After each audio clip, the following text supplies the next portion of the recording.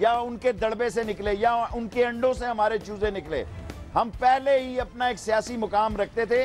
ये सारे लोग वो हैं, ये उनके चूजों, अंडों और गमलों से जवान हुए। और जहां तक आपने पूछा है, क्या पूछा है आपने? Gang of six. Gang of six, her party ने अपने खानदान को ही रखा हुआ है। ये पार्टी एएनपी से शुरू होकर जनाब अली सिंध तक और पंजाब तक और सूबा सरहद में देखो, गुलाम अहमद बलोर को नहीं लेंगे, बलोरों को नहीं लेंगे, होतियों को लेंगे, क्योंकि गैंग है, गैंग ऑफ सिक्स। समझिए आप। लेकिन आपने अलायंस किया खान साहब के साथ, उन्होंने भी, खान साहब मेरी तरह अकेला मकेला आदमी, लेकिन उन्होंने भी होती साहब को शामिल किया। कौन से होती को? इधर से मर्दान से नहीं, वो होती और है, ये होती और। ठीक है, ये बताइए शेख साहब कि अगर मियां मोहम्मद नवाज शरीफ साहब खुद चलकर आपके पास आए लाल हवेली आपको मनाने के लिए और अपने साथ चलने को कहने के लिए, तो क्या आप उनके साथ चलेंगे? देखें, उन्होंने, बहुत सारे लोगों ने मुझसे अब राब्ते किए हैं, मैं जुबान का बंदा हूँ। ये सारी बातें जब वो आए पाकिस्तान में, मैंने उनको कहा मियाँ साहब भूल जाएं, मुस्लिम लीग को इकट्ठा करें। उनको ये बात उस वक्त समझ नहीं आई। उन्होंने कहा जनाब अली ये तो फलां है, ये फलां है। एक दिन उन्होंने मुझसे पूछा कि चौधरी शुजात को भी लूँ। मैंने कहा जी क्यों ना लें, मुस्लिम लीगों को इकट्ठा करें। जब मैंने किसी के साथ दुआए खैर कर ली, अब उन्होंने इधर उधर से सारा बोझ मुझ पे डाल दिया। मैं मुसलमान आदमी हूँ, मैं अल्लाह के सामने हाथ उठा चुका हूँ। मेरी सियासत रहे ना रहे, मेरी असम्बली रहे ना रहे, मैं अपने जुबान का पहरा दूंगा और कौम के सामने सिर। शेख साहब, कहीं आपने इमरान खान साहब की जमात के साथ अलायंस इसलिए तो नहीं किया कि अगले इलेक्शंस में आपकी सीट पक्की हो जाए और एक तगड़ा कैंडिडेट जो कि आपके लिए मुश्किल साबित हो सकता है, उनको रास्ते से हटा दिया जाए, साफ कर दिया जाए, ताकि आप आसानी अपनी सीट जीत सकें एक दफ़ा फिर? देखें, ये सीट हमने 7 दफ़ा जीती भी हैं और 2 दफ़ा हारी भी है। 6-7 दफ़ा जीती हैं, 2 दफ़ा हारी हैं, ज़िमनी इलेक्शन भी हरवाया गया है। ये एक फ़ज़ा होती है। अल्लाह सुब्हान ताला लोगों के, अल्लाह ताला कहता है कि वो मुकल्लिबुल कुलूब है, जिस वक्त चाहता है लोगों के दिल फेर देता है। जो सीट हमारे उस वक्त सारे मुअज़्ज़ज़ लोग हमारे साथ थे, साहिब असर लोग हमारे साथ थे, लेकिन कलीन खिसक गया, लोग हमारे साथ नहीं थे, उनके चेहरे में पढ़ सकता था। अब ज़िमनी इलेक्शन में लोग भी हमारे साथ थे, मुअज़्ज़ज़ भी साथ थे, लेकिन अल्लाह को मंजूर नहीं था। अल्लाह की इसमें भी बेहतरी थी। अब मुझे अल्लाह से उम्मीद है अगर इलेक्शन हुए तो हम पिंडी नहीं, अवामी मुस्लिम लीग लाहौर से भी लड़ेगी, कराची से भी लड़ेगी, खानेवाल से भी लड़ेगी और जगहों से भी लड़ेगी। और इंशाअल्लाह ताला हम चाहेंगे कि इस्लामी कुव्वतों का भी एक इत्तेहाद हो अगर इलेक्शन हुए। अगर कोई और ढोल बजने जा रहा है तो फिर सोचें। ठीक है शेख साहब, आपसे हमारी गुफ्तगू जारी रहेगी। नाज़रीन, वक्त हुआ चाहता है ब्रेक का। ब्रेक के बाद हम लौट कर आएंगे तो अवामी नुमाइंदे शेख रशीद अहमद साहब जवाब देंगे अवामी सवालात के। मुलाकात होगी आपसे एक ब्रेक के बाद।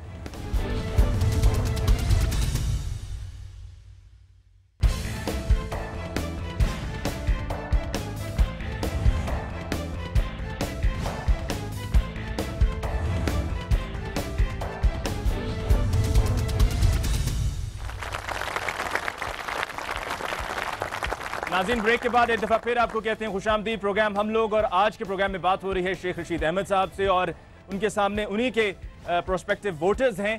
अब ब्रेक से पहले हमने सवालात पूछे शेख साहब से, वो तो हम पूछते ही रहते हैं, लेकिन आज हम मौका देते हैं लोगों को कि वो अपने दिल की बात करें शेख साहब से, और अगर कुछ सवाल पूछना चाहते हैं तो शेख साहब उसका जवाब देने के लिए तैयार हैं। जी, सबसे पहले जी भाई। जी, मेरा नाम इमरान है और मेरा आपसे ये सवाल है कि जैसा कि आपके खिलाफ एक बहुत बड़ा प्रोपेगेंडा हुआ था लाल मस्जिद या लाल हवेली, तो अब आपके पास एक लफ्ज़ है मंशियात फरोश, क्या आप अपनी इंतखाबी मुहिम में ये लफ्ज़ इस्तेमाल करेंगे? नहीं, मुझे कोई ज़रूरत नहीं है। ये शहरी हल्का है, लोगों को पता है। मैंने नवाज शरीफ साहब को ये कहा है कि ये एफिडीन केस गले पड़ जाएगा, क्योंकि ये सीरियस केस है, लेकिन मैं बतौर इंतखाबी वेपन के इसको ना इस्तेमाल करना चाहता हूँ। और लोग हमारे खिलाफ इस बात को बड़ा फैला रहे हैं कि हमें क्या ज़रूरत पड़ी है भाई। हम उनसे नहीं आ रहे, हम नवाज शरीफ से आ रहे थे। अगर हम उनसे आ रहे होते तो हम उनके खिलाफ बात करते। और हमने एक बात वाजे की है कि अगर वो बेकसूर है अल्लाह ताला उनकी मदद करे, अगर वो कसूरवार हैं तो कानून के ज़ाब्ते और दायरा कार में आए, उनके लिए कोई रियायत नहीं। शेख साहब, ये हनीफ अब्बासी साहब आपके खिलाफ बड़ी बातें करते रहें, कोई मैं उनको अहमियत नहीं देता। ठीक है, लेकिन आपको लगता है कि एफिडेंट केस में हनीफ अब्बासी साहब का भी कोई अमल दखल है, इन्वॉल्वमेंट है? अदालत जाने, वो तो यही कह रहे हैं कि ये शेख रशीद ने किया है। कहते रहे, मेरी इससे ज़्यादा और धाक बैठ रही है कि मैं अपोजिशन में हूँ, लेकिन ये ना मेरे कहने पे, अगर मेरे कहने पे हो तो फिर चाहिए क्या, सूबे के वो तंदूर के सारे वो हेड रहे हैं, वो हेड हैं। और भी कई दवाइयाँ मंशियात की जिनकी वो ग्रेस कंपनी, ये तो वक्त आएगा, अभी मैं बात करूँगा तो वो यहाँ है नहीं, बदअखलाकी होगी, क्योंकि ये पूछा जाएगा ना कि ये सारे मंशियात की दवाइयों का कोटा इन्हीं को क्यों मिलता है। सो मैं कुछ नहीं कहना चाहता, अगर वो जो कहते हैं उनको खुली इजाज़त। ठीक है जी, नेक्स्ट क्वेश्चन जी। इम्तियाज़ मुफ्ती कहते हैं, मैं इस्लामाबाद से ताल्लुक़ रखता हूँ, आपके वोटर, माइक्रोफोन जरा करीब कर लीजिए जी, माइक्रोफोन जरा करीब कर लीजिए। आपके इलाके का वोटर नहीं हूँ, मगर मैं आपका फ़ैन हूँ। फ़ैन वो नहीं जो पिछले 4.5 साल से बंद हुआ है। मैं फ़ैन का मतलब शदाई हूँ। इस्लामाबाद में आपने कहा है कि तौलखम से कराची तक आप अपनी जमात को फैलाएंगे, मगर आपने इस्लामाबाद के उस इलाके का जिक्र नहीं किया जहाँ के MNA अंजम अकील खान साहब, जो कि 6 अरब के डिफ़ॉल्टर हैं, आपने वहाँ पे कोई आया, कोई किसी कैंडिडेट का सोचा? मैं इस डिफ़ॉल्टर हुकूमत के पीछे लगा हूँ, ब्रांचें खुद ब खुद कट जाएंगी। नहीं, एक बड़ा कट्टा निकल जाए, सारी ब्रांचें खत्म हो जाएंगी। आप हेड ऑफिस में तो जाएंगे, देखो मैं अपने ज़मीर की आवाज़ के लिए इस पार्टी की सियासत कर रहा हूँ, और मेरे वसाइल इतने नहीं हैं। जिस दिन हमारे पास भी वसाइल वाले लोग मिल गए, हम बताएंगे कि अल्लाह ने हमें बड़ी सलाहियतें दी हैं। अल्लाह ताला आपको कामयाबी दे और इस मुल्क के लिए आपको काम करने की तौफीक अता करे। बहुत शुक्रिया जी। जी नेक्स्ट क्वेश्चन जी। शेख साहब, आपसे एक बड़ा ज़रूरी सवाल है कि डॉक्टर तारुल कादरी भी इस निज़ाम की बात कर रहे हैं चेंज की, तो आप अगर उनके साथ मिलकर इस चेंज के लिए करें तो मेरा ख्याल इसका ज़्यादा रिजल्ट, बेहतर रिजल्ट निकल सकता है। देखिए, अभी तो हम एक पार्टी के साथ हैं और उसका फैसला हम इलेक्शन की डेट पे करेंगे। और अब जब आदमी कोई ऐसे फैसले करता है, मेरी कोशिश है कि सारी दीनी ताकतें जितनी इकट्ठी हो सकें, सो उसमें जितनी भी कुव्वतें, दीनी ताकतें इकट्ठी हो सकें, अच्छी बात। ठीक है शेख साहब, लोगों को ये खदशा है कि जिस अंदाज में सदर आसिफ अली जरदारी साहब ने सियासत की है गुज़श्ता 4.5 साल में, कि सबको खुश रखा और सबको साथ लेकर चले, तो अगले इलेक्शंस में भी अगर इनको 2/3 मेजॉरिटी ना भी मिल रही हुई, तो जिस अंदाज से अभी 4.5 साल हुकूमत की है, उसी अंदाज से आगे भी हुकूमत कर सकते हैं। और सामने ये खास तौर पर रखते हुए कि PTI और पाकिस्तान मुस्लिम नवाज एक दूसरे के वोट बैंक को काटेंगे, एक दूसरे के लिए प्रॉब्लम खड़ी करेंगे, पीपल्स पार्टी को साफ रास्ता मिल जाएगा। मेरे ख्याल में जब इलेक्शन अनाउंस हो गए, गवर्नमेंट्स टूट गई, मरकज़ और सूबे की हुकूमतें टूट गई, तो लोग एक क्लियर कट डायरेक्शन लेंगे। मेरा ये सोच है, वो पॉलिटिकली तो यही नज़र आ रहा है जो आप कह रहे हैं, लेकिन मेरी ये सोच है कि लोग वन वे वोट कास्ट करेंगे। असम्बलियाँ टूटने दें, निगरान हुकूमत आने दें, कैंडिडेट अपने अपने कैंपों में जाने दें, ये फ़ज़ा बदलेगी और हालात बेहतर हो। ठीक है जी, अगला सवाल जी। अस्सलाम वालेकुम सर, अली हूँ मैं सर डोगोजू से। सर मैंने ये पूछना है कि जो आपके बहुत ज़्यादा फ़ैन हैं, जो आपको ज्वाइन करना चाहते हैं, वो तो आपके बहुत ज़्यादा शदाई हैं, तो वो किस तरीके से आपको आके मिलें? कभी आते हैं तो आप ये बताइए, शेख साहब से मुलाकात भी हो पाती है नहीं? कभी कोशिश की? जरूर मैं तो आज ही मुझसे मिले हैं जी, आज ही मुझसे मिले, बल्कि मैं आज के कल नहीं, बहुत सारे मैं पहले मिलता रहा हूँ, क्योंकि शेख साहब के इतने सारे शदाई हैं कि मुझे अभी भी मैसेज कह रहे हैं कि मुझे बताओ किधर हो। अभी आज़ाद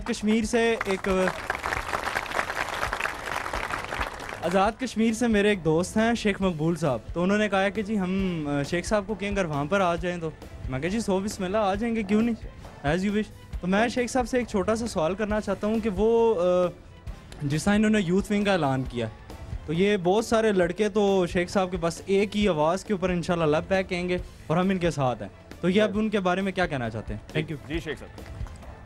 भाई, मैं तो यूथ को, ज़ाहिर है मैं खुद स्टूडेंट वर्कर रहा हूँ, पाकिस्तान का मैं वाहिद सियासतदान हूँ जिसने बच्चों की जेल स्कूल में काटी है। पाकिस्तान में कोई सियासतदान ऐसा नहीं है जिसने बच्चों की 1 साल कैद बामुशक्कत काटी हो।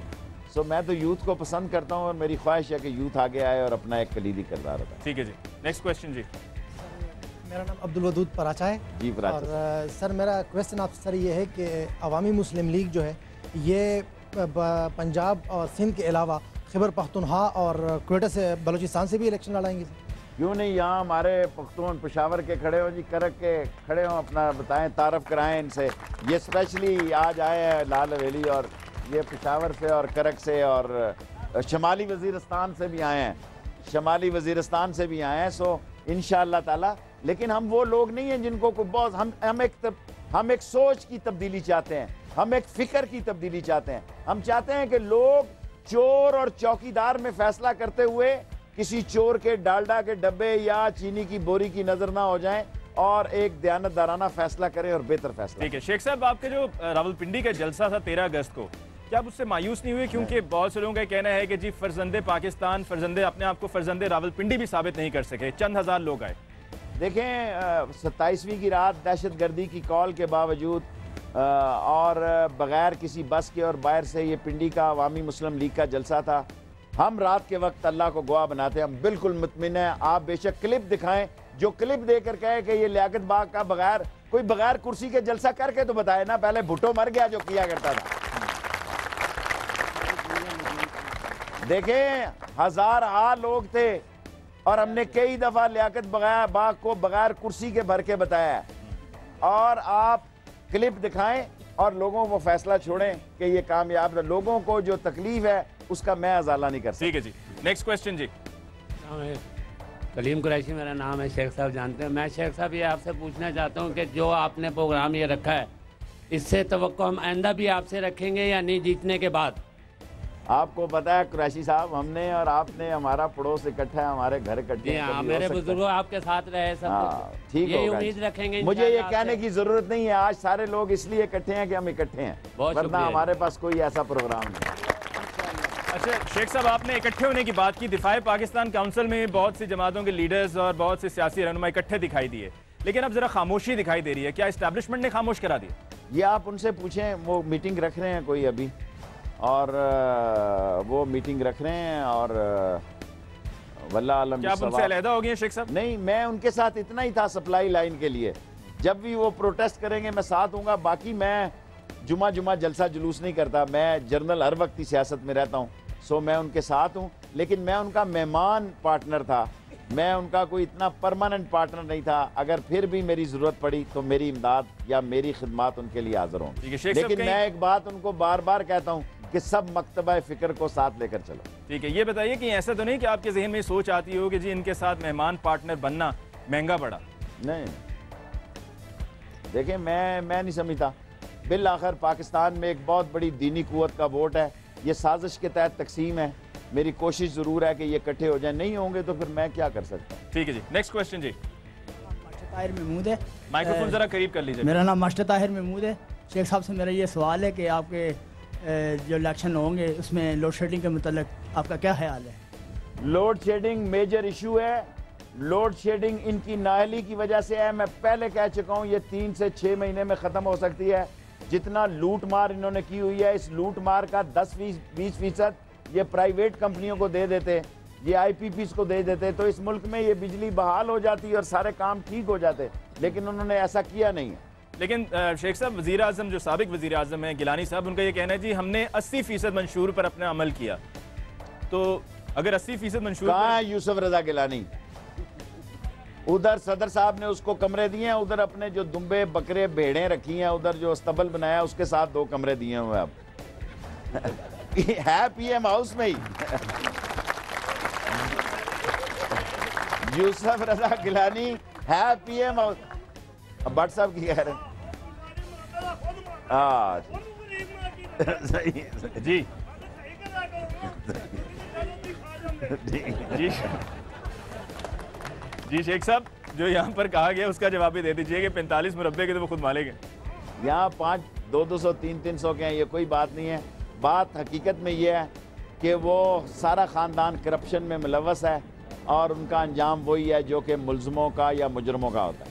अंजाम कैसा शेख साहब? ज़िमनी इंतखाबात में गिलानी साहब की जब सीट खाली हुई तो उनका बेटा दोबारा फिर इलेक्ट हो गया। ये सुन के मेरे कान पक गए हैं। अब वो खड़े होंगे तो पता लगेगा। जाहिर है मुल्तान, देखें ये भी एक ख़ानदान हो गया। जिस ख़ानदान की 4-5 वोटें हो गई हैं, सीटें हो गई हैं, वो कब्जा ग्रुप है। वो कब्जा ग्रुप है। इस मुल्क में अदारों में कब्जा ग्रुप हो गया, कौमों का, नस्लों का, फिरकों का। ये चीज़ पाकिस्तान को ख़राब कर रही है कि दौलत के सर पे बेटी भी आ जाती है, बेटे भी आ जाते हैं, ख़ानदान आ जाते हैं, सारी लूट मार का सामान होता है। ठीक है शेख साहब, आपसे हमारी गुफ्तगू जारी रहेगी। नाज़रीन, शेख रशीद अहमद साहब सरवरा अवामी मुस्लिम लीग हमारे पूछे गए सवालात और अवामी सवालात के जवाब दे रहे हैं। वक्त हुआ चाहता है ब्रेक का। ब्रेक के बाद लौट कर आएंगे तो यहाँ पे मजीद लोगों को हम मौका देंगे कि शेख साहब से अपने दिल की बात कह सकें और जो भी सवाल जहन में हो वो पूछ सकें। मुलाकात होगी एक ब्रेक के बाद।